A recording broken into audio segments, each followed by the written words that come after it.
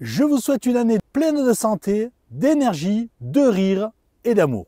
Et merci infiniment, comme toujours, d'être là. Aujourd'hui, nous allons voir que faire au rucher en janvier. Je lance l'intro et on se retrouve.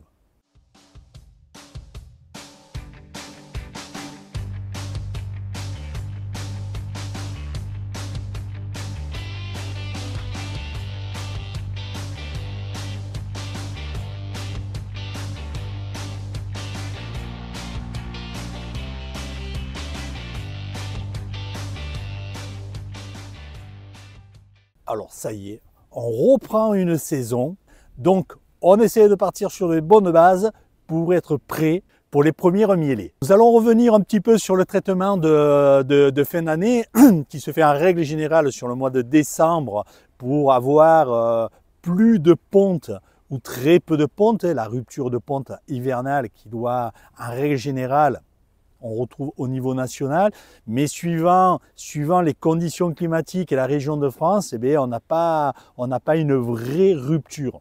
D'accord? Mais on fait le traitement parce que c'est là où il y a le moins de couvains possible. Donc voilà, là, le traitement chez moi a été fait au mois de décembre. Je vous ai fait une vidéo là-dessus. J'espère que vous l'avez fait. Et là, on devrait partir sur de bonnes bases. Donc, la première chose, c'est de bien avoir fait son traitement. La deuxième chose, c'est habituel, c'est de regarder que vous n'ayez pas d'humidité. Alors là, je vous montre qu'il puisse passer par le dessous des ruches, que ce soit des ruches ou des nucléis, qu'importe.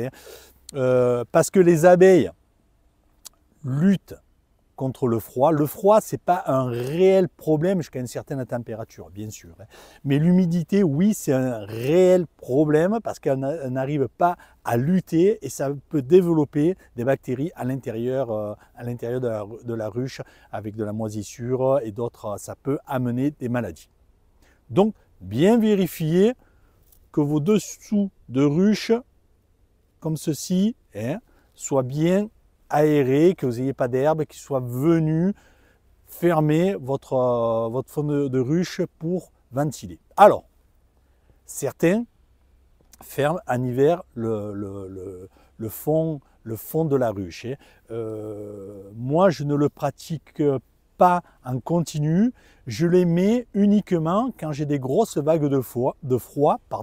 Là, je les aide, ça peut durer une semaine, 10 jours, ça, en règle générale chez nous c'est pas plus. Et après je les retire, c'est justement pour éviter l'humidité. Alors certains font des trous pour que l'humidité, des trous sur la protection qu'ils rajoutent sur les planchers Nico, ils font des trous pour que l'humidité puisse s'écouler et sortir de la ruche. Donc sur ce mois de janvier, c'est la reprise de la ponte. Donc, dit reprise de la ponte, dit augmentation de la consommation sur les réserves. Les abeilles vont plus consommer. Elles vont plus consommer parce qu'il y a la reprise de la ponte, il faut nourrir les larves, et ensuite parce que les températures sont froides et il faut aussi qu'elles se nourrissent pour pouvoir dépenser de l'énergie pour réchauffer la grappe, le couvain. Donc, qui dit augmentation de la consommation sur les réserves, dit diminution, dit contrôle beaucoup plus précis. Donc, je vous le rappelle, où on pèse ces ruches et on voit la différence qui nous reste en rapport de notre base de départ, où on les soulève, on fait comme l'on veut, mais il faut bien faire attention qu'il y ait des réserves suffisantes pour que la colonie ne meure pas de faim. Alors, je reviens un petit peu là-dessus. Pourquoi? Parce que je tenais quand même à vous rappeler que quand on met du candy, c'est pour éviter la famine à la colonie. D'accord? Donc on suit au niveau hivernal ce qui nous reste en réserve, et quand on voit que les réserves sont faibles, pour éviter que la colonie meure de faim, on y rajoute du candy sur la tête des cadres ou sur le nourrisseur. Vous faites comme vous avez l'habitude de faire pour éviter la famine. D'accord? Alors, je me rends compte que de plus en plus d'apiculteurs mettent du candy en permanence. C'est-à-dire que la ruche a ses 12 ou 15 kg de réserve pour passer l'hiver. Et à partir du mois de novembre, alors qu'elle n'a pratiquement rien consommé ou même pas attaqué ses réserves, on y rajoute déjà du candy. Comme ça, on dit je suis tranquille. Elle a sa réserve de miel. Je mets du candy, ça fait la réserve supplémentaire. Et comme ça, je suis tranquille, je n'ai pas besoin de peser. Et quand j'ouvre, que je vois qu'elle a consommé son candy ou qu'il n'en reste pas beaucoup, hop, je rajoute 2 kg à la place de ce qui reste ou de ce qu'il n'y a plus. Alors, pour moi, ce n'est pas une bonne pratique apicole pour deux choses. Pour la première, c'est au niveau sanitaire, parce que dans le miel qu'elles ont fait, qu'elles ont laissé et qu'on leur a laissé dans le corps de ruche en réserve, ce miel a été malheureusement en contact avec les produits phytosanitaires qu'on utilise pour traiter contre le varroa.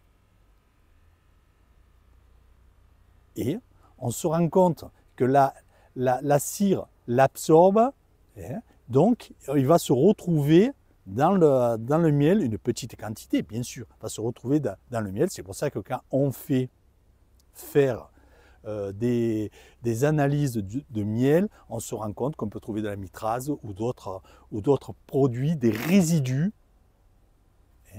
qui étaient dans le miel ou dans la cire, dans le corps de ruche. Donc, si vous mettez du candy, elles ne vont pas le consommer.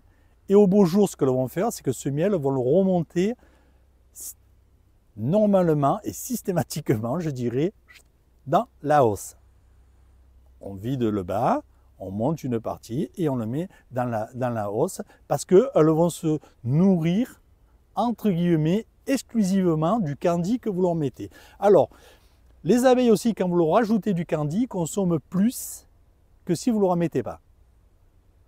C'est-à-dire que ce n'est pas parce que vous mettez 2 kg de candy qu'elle a mangé, que vous aurez mangé la même quantité à miel. Hormis, bien sûr, s'il n'y a plus de réserve. Mais s'il y a des réserves qui n'ont pas beaucoup attaqué leurs réserves, elles n'auraient pas mangé 2 kg de miel comme le vont faire avec le candy. Donc pour moi, personnellement, je trouve que ce n'est pas une bonne solution de faire comme ça. Quand on est dans l'obligation de rajouter du candy, moi, par principe, je le mets sur la tête des cadres, juste au-dessus de la grappe. D'accord? Parce que je sais qu'elles n'ont plus beaucoup de réserves à l'intérieur de la ruche et que souvent les réserves qui leur restent sont éloignées. D'accord? Alors pour éviter de faire de trop gros efforts, et surtout s'il fait froid, elles ne vont pas faire l'effort de se déplacer sur plusieurs cadres pour les se nourrir, je leur mets le candy à disposition sur la tête des cadres, juste en dessus la grappe. Certains se servent des nourrisseurs, mettent le candy dans les nourrisseurs.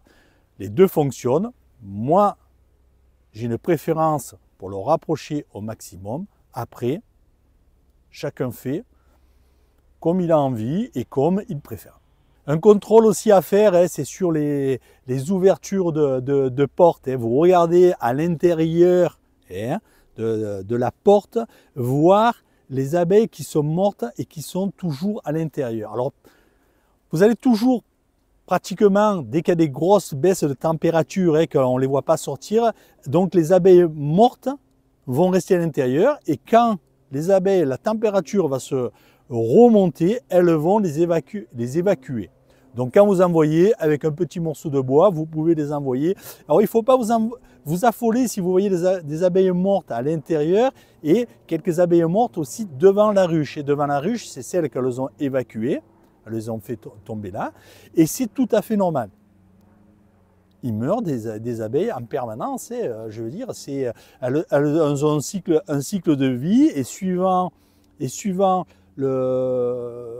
l'effort que le vont fournir, plus elles fournissent d'efforts, plus elles le consomment, plus elles vieillissent, plus vite elles meurent. Alors quand vous envoyez, il ne faut pas vous alarmer en disant, alors si par contre, tout le fond de votre ruche est rempli d'abeilles et que vous n'arrêtez pas de vous en sortir, là il peut y avoir un problème et il faudra vous en soucier au moment où vous allez pouvoir l'ouvrir. N'allez pas l'ouvrir si les températures ne le permettent pas. De toute façon, si votre ruche est en train de mourir et qu'il fait 0, -2 ou -4 et que vous ouvrez, là vous l'aidez à mourir encore plus vite. Hein. Donc, attendez que les températures, vous pouvez essayer de sortir ces abeilles pour leur faciliter le travail, après pour avoir une ruche plus propre, vous les enlevez, vous les faites tomber par terre, et après, quand les températures vont remonter, que vous voyez que les abeilles sortent pour faire leur vol de propreté, vous allez voir cette ruche, vous mettez devant et vous regardez